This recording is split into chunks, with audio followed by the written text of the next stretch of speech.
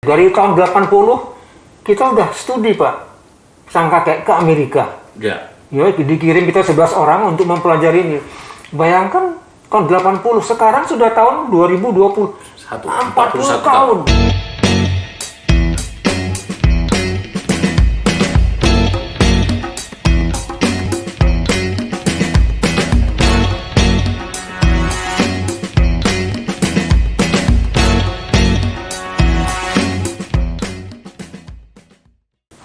Selamat pagi Indonesia, para sahabat sang kakek dimanapun berada. Kita akan berjumpa dengan seorang tokoh kita dalam diskusi sang kakek tentang perdagangan berjangka. Beliau ini adalah praktisi atau pialang dari perdagangan berjangka, tetapi dia adalah juga mantan regulator dari Badan Bursa Berjangka Komoditi ya. Namanya Sahala Siringoringo. Kalau di dunia pasar perdagangan berjangka, ini nama yang tidak asing, udah pakarnya dari dulu sampai ada undang-undang dulu. Ini adalah tokoh di balik undang-undang tentang bursa berjangka komoditi. Selamat pagi. Selamat pagi Sahala kakek Siringoringo. Selamat pagi. Bagaimana kabar? Pertama saya senang ya diundang untuk acara ini diskusi ya, interview dengan sang kakek.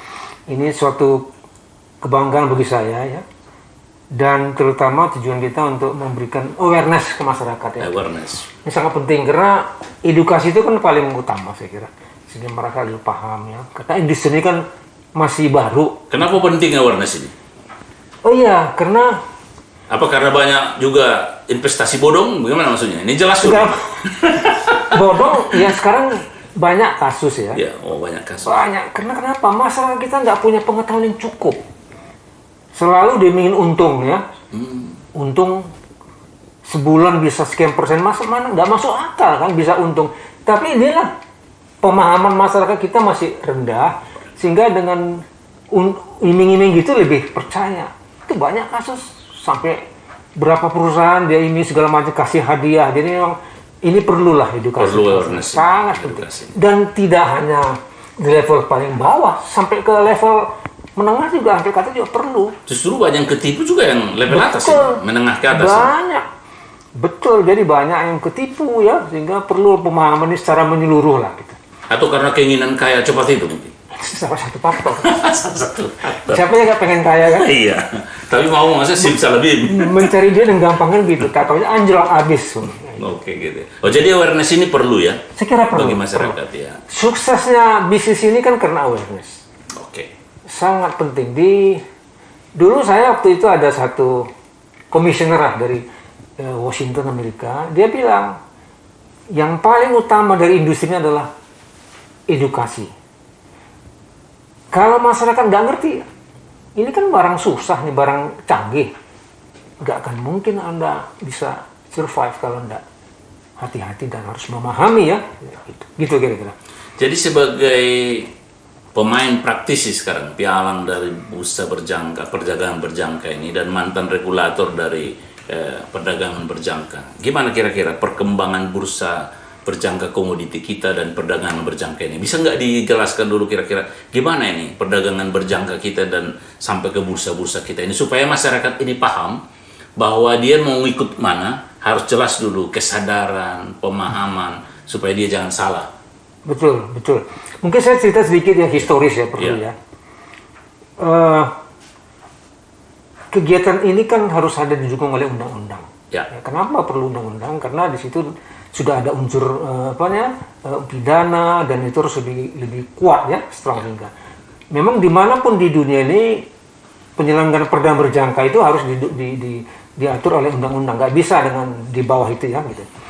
Nah, kita dengan susah payah waktu saya dulu di regulator ya, berbukti menggolkan ini undang-undang. Memang macam-macam problem, tantangan sama kita. Tapi kita punya komitmen bagaimana industri ini bisa terwujud ya.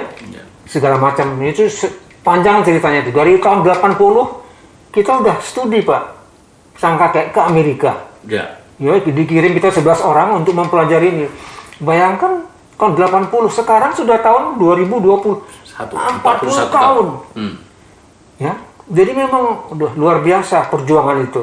Tahun 97 keluarlah Undang-Undang 32 tentang perdana berjangka komoditi. Ya. Ya. Bursanya baru dibentuk tahun 2000, Desember lah di launching. Jadi 20 tahun ya? Wah, 20 tahun persiapan, wah itu segala macam perjuangan, luar biasa. Yang paling agak sedikit kritikal, sebelum ada undang-undang udah banyak kegiatan broker yang tidak punya izin. Oh, jadi permainan ini Udah tanpa undang-undang, jangan tanpa ini. aturan, tanpa izin. Tanpa izin. Wow. Izinnya hanya SIUP.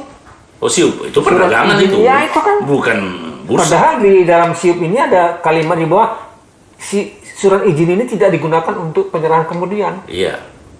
Lucu ya, makanya sampai heran kan, itu dipakai.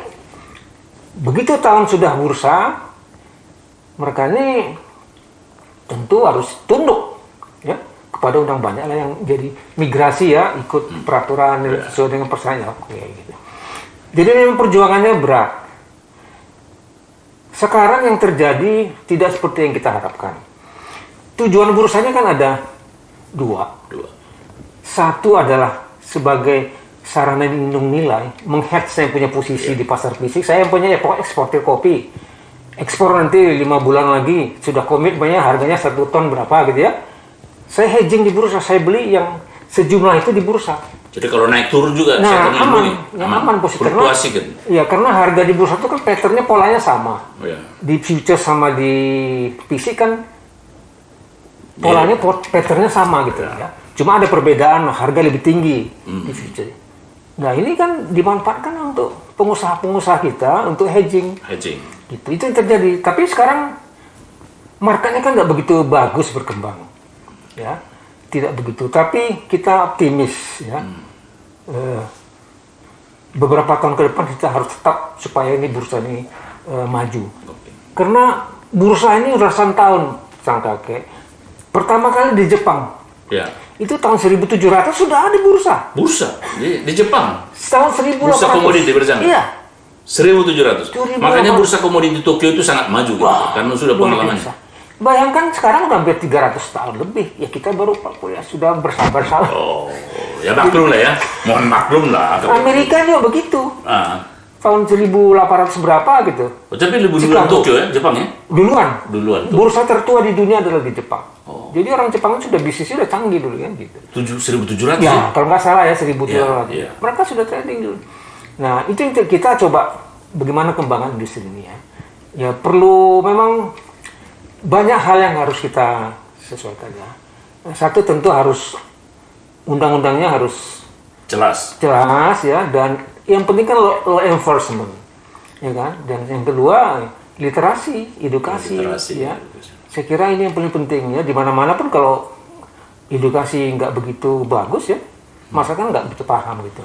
Jadi kan masyarakat ini kan gini, seolah-olah bursa itu adalah pasar modal gitu loh. Bursa berjangka komoditi atau perdagangan berjangka ini kurang akrab, mungkin karena literasi dan edukasi itu kurang.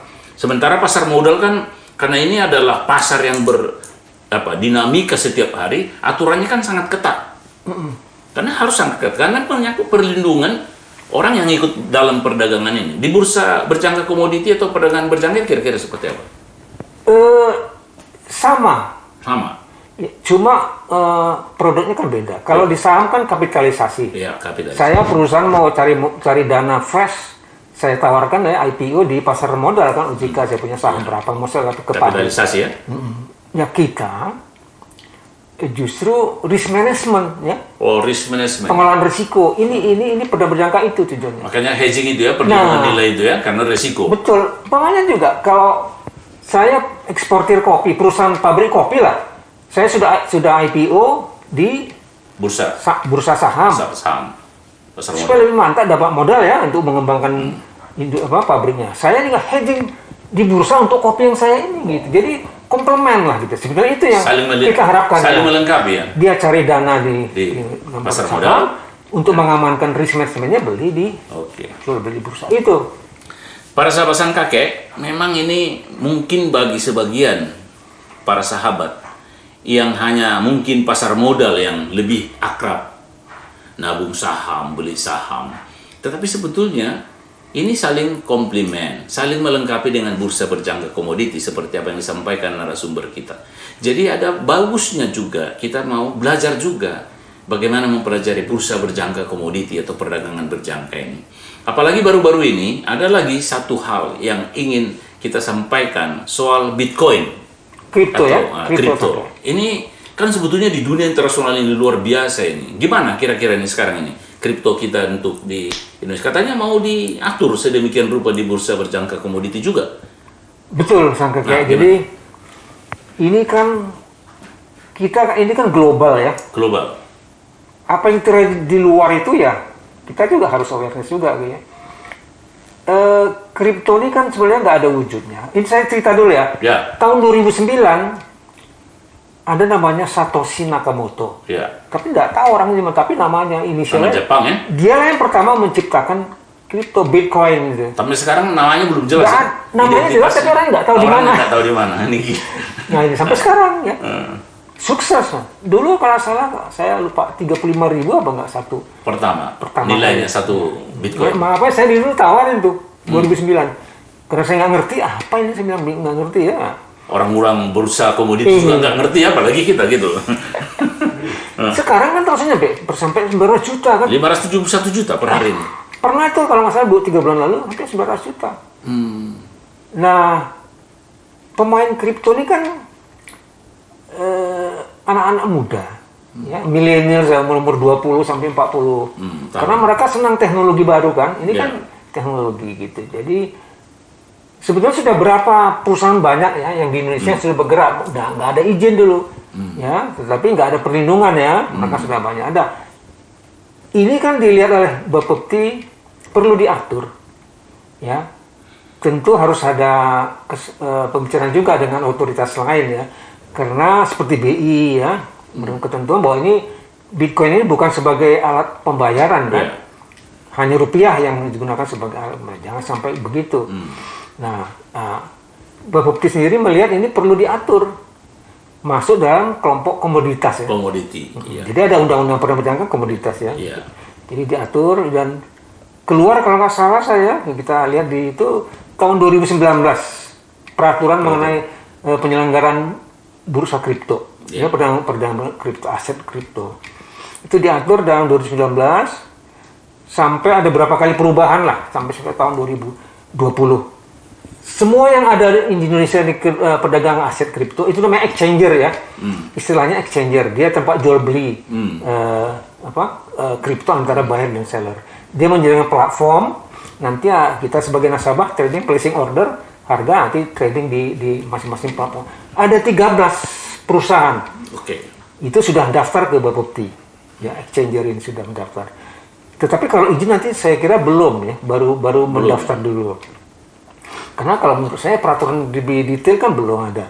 Oh, jadi ini nanti akan ada bursa kripto khusus? Menurut yang saya dengar begitu. Nanti ada khusus bursa kripto yang memperdagangkan menjalankan fasilitas transaksi untuk orang bertransaksi nasabah. Jadi berarti kalau ada bursa kripto sama dengan bursa saham misalnya, sama dengan bursa berjangka komoditi, ini berarti akan ada ketentuan perlindungan terhadap konsumen. Oh, pasti.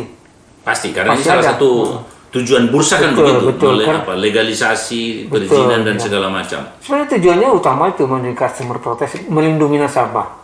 Karena ini kan bisnis ini kan risiko tinggi. Tapi kan ini di negara lain ini nggak diatur ini. Kok ini Indonesia harus bikin bursa? Ada sendiri ya, memang. Kenapa ini kira-kira? Saya nggak tahu kenapa. Mungkin ya itu tadi. Menurut Sang Kakek bahwa concern pemerintah melihat customer protection. Saya kira itu yang utama, nggak ada yang lain. Maka diatur segala macam ya peraturannya. Tujuannya sebenarnya itu.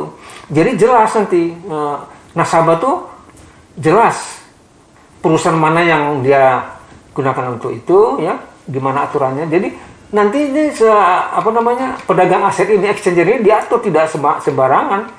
Ya, umpamanya saya dengar bahwa uang saya sebagai nasabah ditempatkan di segregated account. Namanya rekening terpisah. Jadi PTA pedagang ini punya rekening lain tapi namanya terpisah, bukan uang dia itu. Jadi akun sekuritas lah ya. Iya. Akun sekuritas kalau di pasar modal kan ada akun-akun yang dilindungi gitu. Nanti uangnya nasabah deh.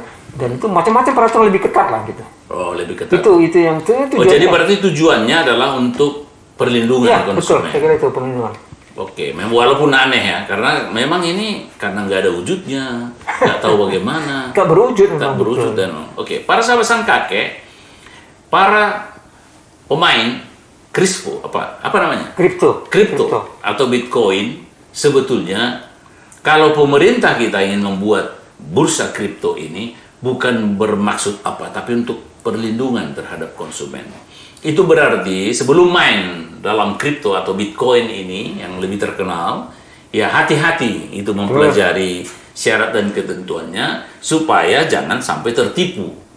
Karena bursa berjangka komoditi juga seperti yang diceritakan oleh narasumber kita dulu, mulai tahun 80 baru terbentuk tahun 2000 bursanya. Itu perjuangan dari Bapepti untuk membuat regulasi dan membuat bursa ini sangat sulit, tapi untuk perlindungan konsumen, tidak ada lain dan tidak bukan. Oleh karena itu, para sahabat sang kakek, teliti dulu sebelum beli katanya. Jadi artinya pelajari dulu tentang kripto ini. Apa kira-kira pesan dari Sahala tentang kripto ini kepada masyarakat, awareness tadi, kesadaran itu, supaya jangan tertipu dan jangan lalai, abai terhadap perlindungan diri sendiri? Saya cerita sedikit dulu ya, bagaimana perdagangan kripto ini ya. Kalau kita lihat tuh nilainya besar sekali. Besar sekali. Di dalam negeri dari Januari sampai April, volume nilai uang yang ditransaksi hampir 240 triliun. 240 triliun? 4 bulan. 4 bulan? 240 triliun. Sebulan 60 triliun? Rata-rata? Luar biasa kan? Berarti ada uang masyarakat yang ditaruh di pedagang kripto. Pedagang kripto itu baru Indonesia. Ada salah satu exchanger di Cina, besar sekali, ya. Itu satu hari transaksinya hampir 300 triliun sehari loh. Ini baru berapa bulan? Itu satu hari. Satu hari? Itu terbesar di dunia, namanya Binance. Terbesar di dunia. Luar biasa. Kita bisa main di sana juga? Oh bisa. Oh bisa. Oh gitu ya? Tapi kan lebih bagus di Indonesia. Lebih bagus, karena saya nggak ada perlindungan ya? Nggak tahu. Dan itu saya dengar juga sudah nggak. Mereka kan banyak punya cabang di sini, punya agent. Nggak boleh. Oh nggak boleh ya? Nggak boleh. Harus ikut di bursa ini baru boleh? Harus ikut yang ada yang terdaftar, yang 13 exchanger itu. Gitu. Tapi kalau kita supaya jangan ketahuan bisa juga di sana. Silakan. Risiko Anda tanggung sendiri kan. Iya kan? Ya nggak ada. Kalau ada kasus ada apa ya? Oke. Berarti itu juga salah satu pesan ya? Oh iya, ya, kalau mau main api ya risiko sendiri gitu ya? Iya betul. Jadi memang ya, kripto ini kan high risk high return istilahnya. Memang penghasilan tinggi, risiko juga tinggi. Ya, dua itu. Jadi jangan main ke kripto ini merasa untung, bukan. Ya, selama Anda nggak menguasai, jangan emosional ya. Karena main di kripto ini lebih bagus long term, jangka panjang. Kalau short term itu dia bisa anjlok habis ya. Jangan sampai kita berutang cari pinjaman duit hanya untuk kripto. Jangan. Sebaiknya uang lebih ya, excess money. Dan seperti emas ya, jadi jangka panjang ya? Iya, jangka panjang ya. Karena ini kan spot. Tradingnya spot. Jadi kita beli 5 kripto, Bitcoin, kita nanti jual, kita tunggu aja pergerakannya volatile kan. Jadi jangan emosional ya, harus sabar. Kadang-kadang kan begini, masyarakat ini kan pada saat turun, dia beli, turun, takut akan turun, dia jual. Habis kan. Lebih bagus sabar saja, tunggu aja. Sotok itu kan pakai kembali lagi recovery ya. Meledak lagi. Meledak lagi. Ya, disitulah jual gitu. Jadi, tapi sekarang saya sangka bukan pemain kripto, bukan trading saya. Ya maksudnya anak muda lah gitu. Iya.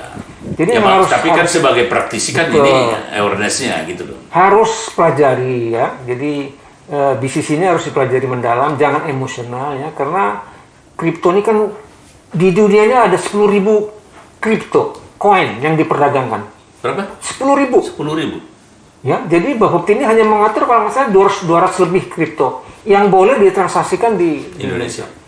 Bayangkan dari 10.000 hanya 2, karena banyak scam. Ada juga yang nggak jelas ya, yang menerbitkan ini kan ya, kadang-kadang kita nggak tahu siapa, harus diteliti itu. Tapi kalau yang di Indonesia udah diatur Bapepti yang boleh di trading kripto hanya 200 lebih, ya ini yang dipakai oleh dari Indonesia kan atau dari luar semuanya? Yang saya tahu belum ada, ya saya tahu yang baru semua dari luar. kripto yang di. Oke. Itu berarti pesan dari sang narasumber kita. Kalau bermain kripto, hati-hati pelajari dulu. Kedua, kendalikan emosi. Dan ketiga, sebaiknya ini adalah jangka panjang, long term, bukan jangka pendek. Mungkin seperti emas ya, bagusnya ya jangka panjang karena itu akan lebih menguntungkan. Dan kecenderungan naik turunnya pasti terjadi sesuai dengan supply and demand.